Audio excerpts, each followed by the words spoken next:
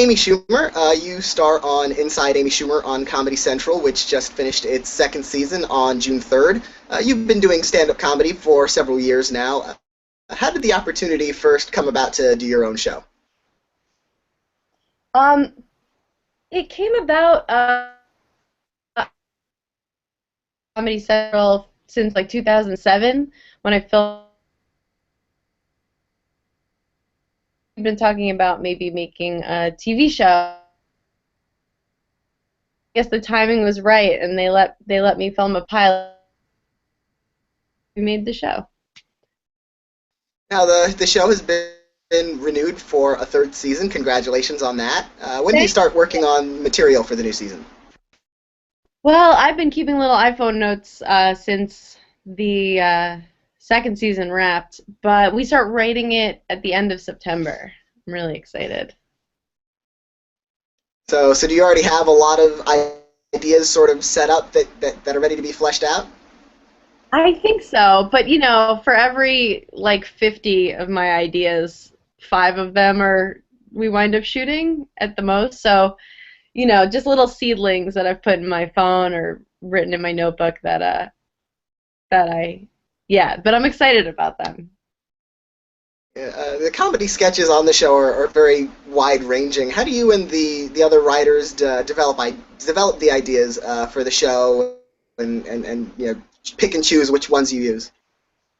Um, well, we all come in and sometimes we'll pitch like a very fleshed out idea and all the sort of beats of the scene and and then sometimes it's just kind of like a little seedling and we'll just come in and like this past season um I'll say like or sometimes I'll know the title of it. I'll be like, I want to do a scene called Sex Prep, and it's from like getting a text that there's like a dude in town that you are gonna have sex with, and then just a scene about that. And I'll come in and pitch just that, and then people pitch on it, and then sometimes it's like very very fleshed out. I want this to happen, A, B, C, and like the arc and everything.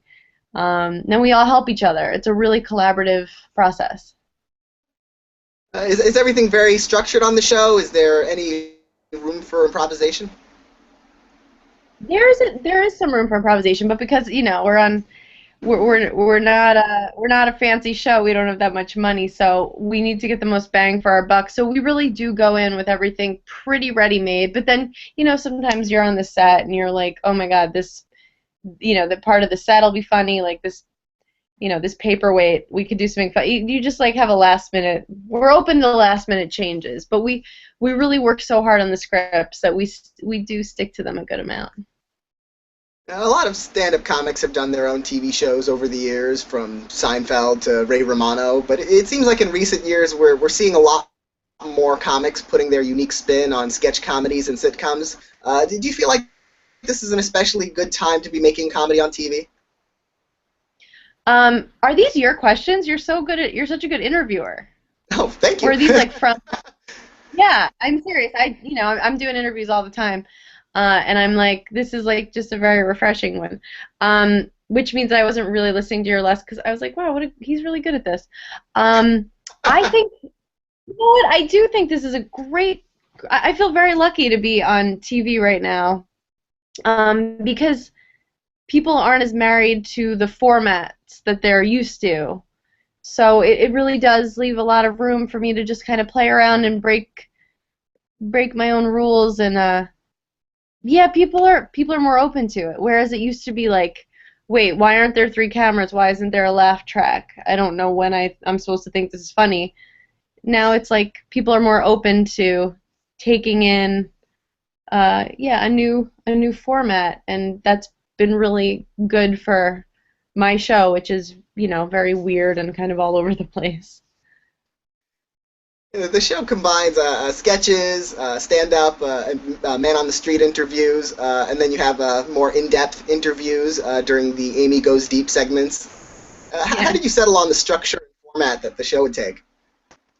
How do we do that? Okay, well, we knew we were going to have man on the street, Because I've been doing that for years, and I like that, and I like talking to people, and I love New York. I'm from here, um, and stand up, of course, because that's why I got a show in the first place, and then I mostly people don't really know this, but I've been doing plays since I was 5, and I went to college for theater, and I did a 2-year Meisner intensive with William Esper, and continued on to study with him and have a theater company. So with my theater company, we would always put up these scenes that I would write, and they were funny, but we would live them out like Meisner, like just living them out truthfully. And so we don't really treat the scenes on my show as sketches. Um, so we were doing that at these live shows, and it was getting really good feedback. People were really enjoying them. So we knew we wanted to put that in the show also. And then the interviews, that was like, because originally it was supposed to be a talk show that I was hosting, but I wasn't into doing that. I didn't want to interview celebrities. Um, yeah, so I was like, let's talk to real people that we've just never gotten to talk to before, that have something going on that really interests us. And so yeah, and we just tried it, and we thought this might suck, but people like that part of the show, and I'm really proud of that part of the show. I think that's me being very much myself. So if people don't like that part of the show, they probably don't like me. Does that a previous acting experience really help you? During because you're playing so many characters over the course of any given episode on the show. So does that acting experience come in handy? Um, yeah, definitely. It's so much work because we've got no money, so we'll shoot like 4 scenes in a day sometimes, and that's me going from being a complete monster to a girl that's just trying her best and that's more close to myself probably. Uh, and then to parody, like doing a parody of some show. So it's a lot of work, and it is hard. But yeah, without all my training, if without it I couldn't do it. It's completely it's completely essential to the TV show. Now you mentioned the desire to talk to real people in those Man on the Street as well as the Amy Goes Deep segments. Yeah. Amy Goes Deep is probably one of my favorite parts of the show because of how wide ranging the people you talk to are. I mean, you'll have Yeah. a comic one week, and then you'll have a porn producer the next, and Right. you're also candid about what they do and their lives. How do you decide who you're going to interview? How did those opportunities come about? Well, honestly, we'll usually put an ad on like Craigslist or something.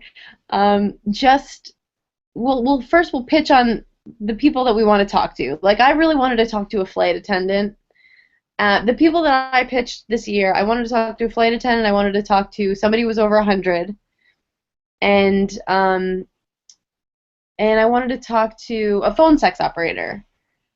Uh, so those are very different people, but just as you're living your life, you're like, I'm seeing flight attendants all the time, but I've never really talked to one. I don't know anybody over 100 years old. I want to ask questions, and so it's really just um, a really cool opportunity to get to just talk to these people that I'm curious about. So yeah, we'll usually we'll all pitch on people, and we'll be like, oh yeah, that would be fun to talk to, uh, a porn editor or whatever, and then we'll put an ad on Craigslist, and then we have a producer interview a couple porn editors, and then we say, I think this guy's the best and the most honest, because we just want people who can have a conversation, who will be really candid. And,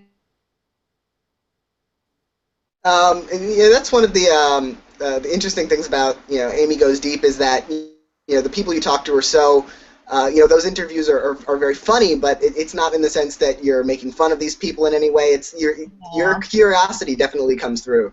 Oh, good. Yeah. Yeah, because we'll come up with questions before, but a lot of times I just will kind of throw those away and just ask what I'm most curious about. And I think that's probably what maybe what most people are curious about, or didn't know they were curious about.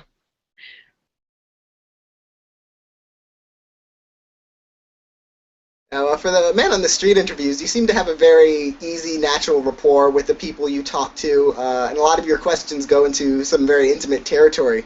Uh, do you always have specific themes in mind when you're doing those, or do you just find people and just sort of see where the conversation goes? We we start coming up with the questions that we're going to ask people once we start writing out the scenes for the show, so that they can kind of relate. And so I'll go up to people and ask the questions, yeah, that have to do with the show thematically. But then if it's, if there's something interesting happening, yeah, again, I'll just toss the questions out, ask them whatever unfolds naturally. But yeah, we do try to ask them stuff that will relate to the show and work, yeah, and work thematically. Now, you're asking these questions to people in New York City. Do you ever get strange reactions or negative reactions? Are there ever, interviews you can't use for any reason that are especially interesting? Um, Strangely, no. No one has ever gotten upset with me for a question, which is strange. But I've found through just doing Man on the Street over the years for different things, and definitely for our show, that people are kind of ready to talk, and if they're not, they're not gonna. But I think I also pose it in a way of um, answer it if you want to. If you don't even worry about it. But people are generally pretty ready to talk and share that stuff. But and you know what? No, we really have used just whatever's the most interesting and the funniest stuff. I can't think of anything where we were like, wow, we better not use that. Yeah. Yeah, we haven't been too censored. Yeah, and you go to some pretty strong territory, and so many Comedy Central shows do. So you've probably once there's been South Park, once there's been Tosh Point, once there's been all these shows, then there's probably not much left for Comedy Central to try and censor. Yeah, if you put our show on like Lifetime, it might be a different story. But Comedy Central, and even if anytime they have sort of given a little pushback, we're like, what about what they just did? Yeah, on Tosh or South Park. So yeah, they've been pretty cool, and I think it would be a challenge to try to get them to censor something at this point. A lot of the sketches on the show, they have a particularly strong point of view in terms of the experiences of women. Like for instance, I think in the season premiere of the second season, you were being judged by that all-male focus group. I kind of hope the answer is no, but was that inspired by any actual focus groups you've experienced? No, that was not inspired by any folk. I've never I haven't been privy really to the information of focus groups. Like the stuff that's reached me is just the segments that they like the most versus the least. But I mean that does come from, I directed that scene, and I like kind of didn't really think about the fact that it was gonna be, I'd be directing these guys with how to say all.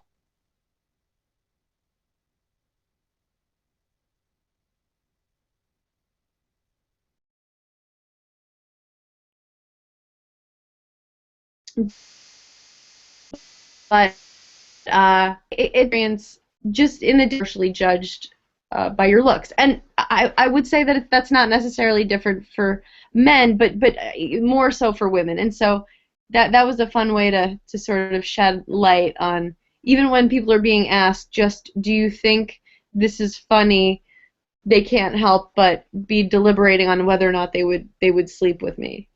And it was obviously a major exaggeration, but it does come from my experience and feedback that I've gotten through. I started being on television when MySpace and Facebook was coming out real strong, and so I've gotten a lot of feedback over the years, and I've gotten really sweet messages about my comedy and what I'm putting out there. But I would say 50% of what I hear every day is just somebody stating how they feel about my level of attractiveness. And I think I think it reaches me, but I think that's how it is probably for most women, just in the day to day. Yeah, I definitely think that's certainly a double standard that we have for women. Sort of women are, how attractive they are, and then men can have other traits as well. Yeah, I think that's true. In addition to those sketches, you brought in a number of guest stars this season. One of them, Paul Giamatti, who played God, who was gay, and you were negotiating when you had a herpes scare. Was that was that written with him in mind? He was definitely the dream god. I think his name might have even been in the script, but then,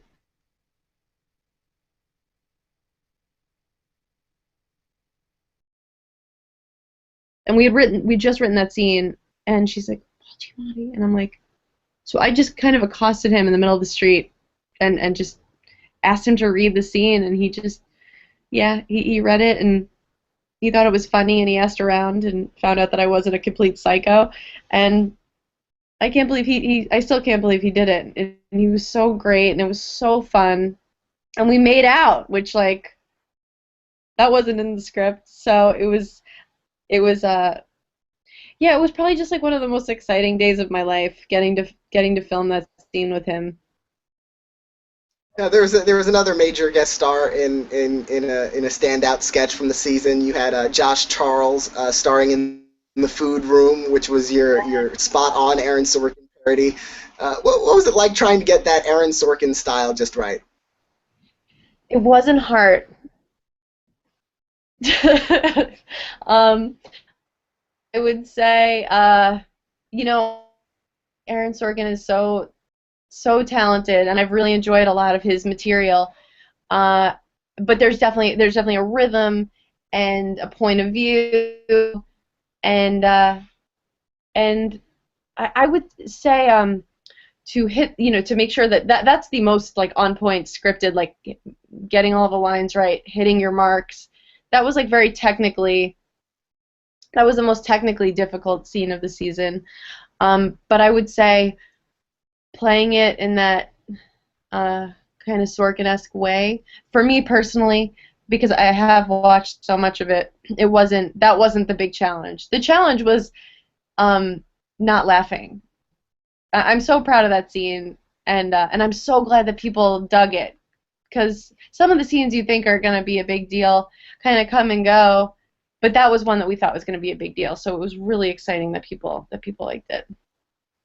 You do so many different scenes, and it's sort of hard to gauge exactly which ones are going to be big hits with the audience. Have there been any that sort of hit big that you weren't expecting to be as popular as they were? Um, I'm so proud of all the scenes. Honestly, like nothing really surprises me when people are flying it around. Oh, you know what? I would say the scene Sauced. It was kind of a parody of the show Chopped, that cooking show, and it's like just two drunk roommates get home and we get, same thing, like certain ingredients in a basket. And people really like that. And work on Chopped really anybody in like the food world. And that surprised me how much people like that and were like, "Oh, I wish this were a real show." Um, and a scene I wrote called "Couple Chooses a Movie," where it's just a couple, and I wrote it pretty close to just being as realistic as possible with a couple, major exaggerations. But and that went a little viral too, and I was really excited about that because it's in theory, like when I pitched it, it was kind of like, really, and I was like, yeah, this will be funny, and I'm really proud of that one. Another major guest star you've had on the show in both seasons is Bridget Everett, who you turn over the mic to in the first season finale and the second season finale, and she's Yeah. performing what are probably among the raunchiest songs ever performed on basic cable. If there was anything going to get censored, it would probably be her songs. I wasn't familiar with her before she appeared on your show. How did you discover her, and what inspired you to give her a showcase on your show? Um, uh, Bridget years ago just doing comedy festivals, and I just from the second I saw her,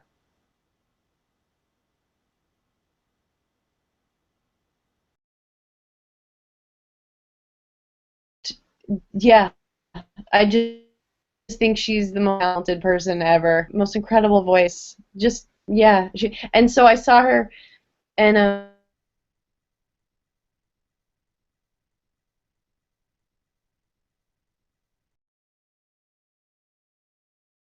but each other.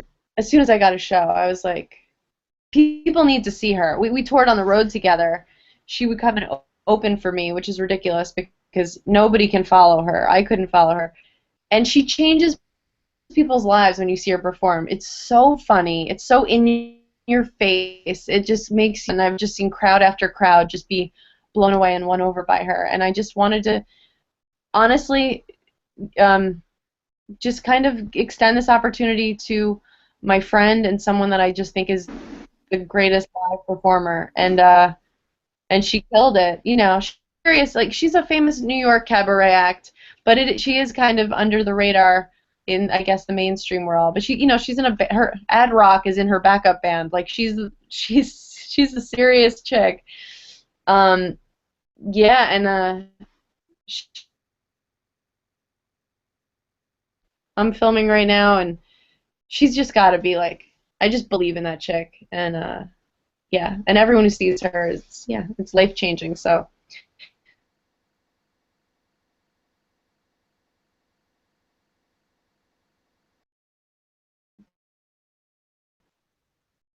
Uh, Inside Amy really caught on with critics this season. They nominated you for Best Comedy Actress at the Critics' Choice Awards. What was your reaction to getting that nomination? I was so moved, and I was moved by the criticism this year. Uh, it's just I like good writing. I like people that are good at what they do, and so it doesn't have to be all compliments. I just appreciate people that are good at their jobs and who care. I like talented people doing what they. And so these critics, yeah, there were some things where it was like I didn't love this joke from her this episode, or I didn't. But you know, I would say 95% the criticism about this season, the write-ups were so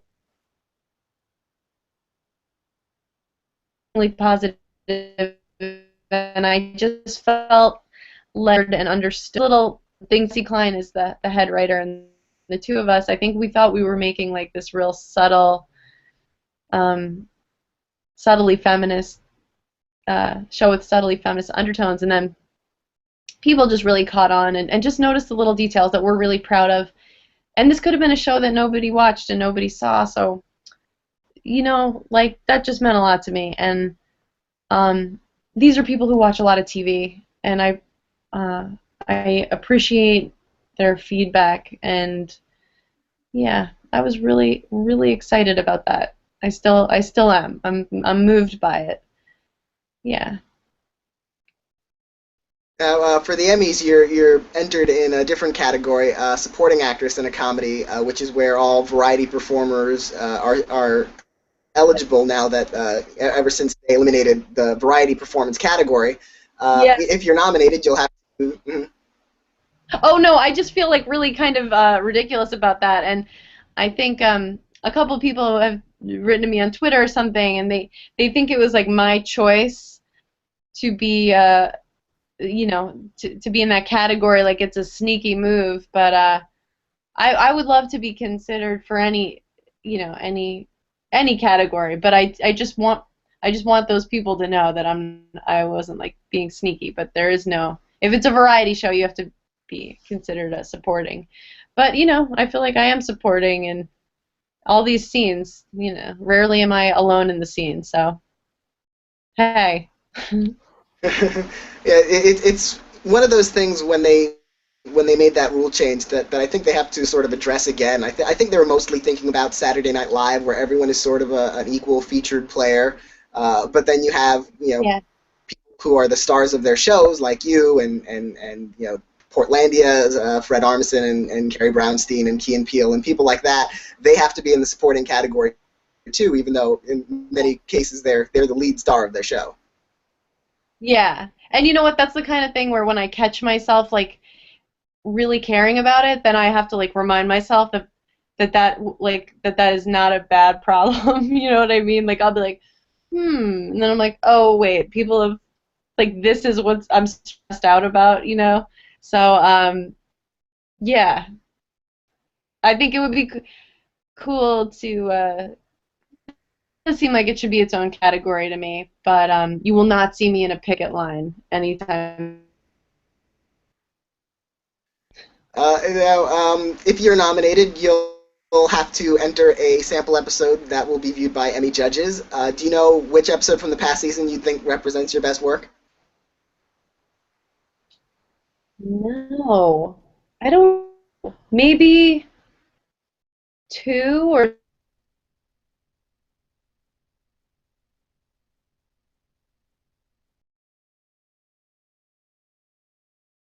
there wasn't one that but I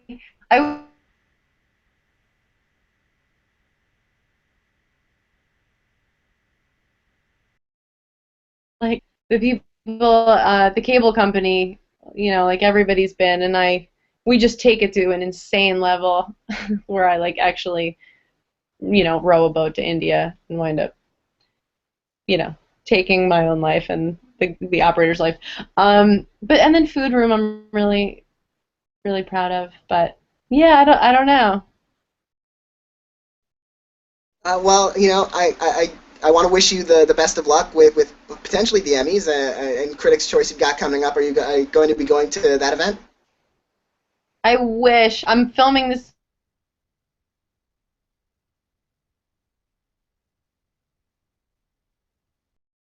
thing. I really wish I could go.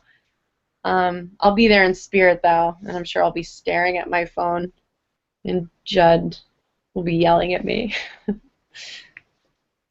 Uh, But thank you well, for. I mean, good luck. Good luck. Looking at your phone, and hopefully you get good news when you have a text message coming in, at that night. And I want to thank you for your time. Thank you for your time. Thank you for this interview. It was really nice talking to you. It was great talking to you too. All right. Bye.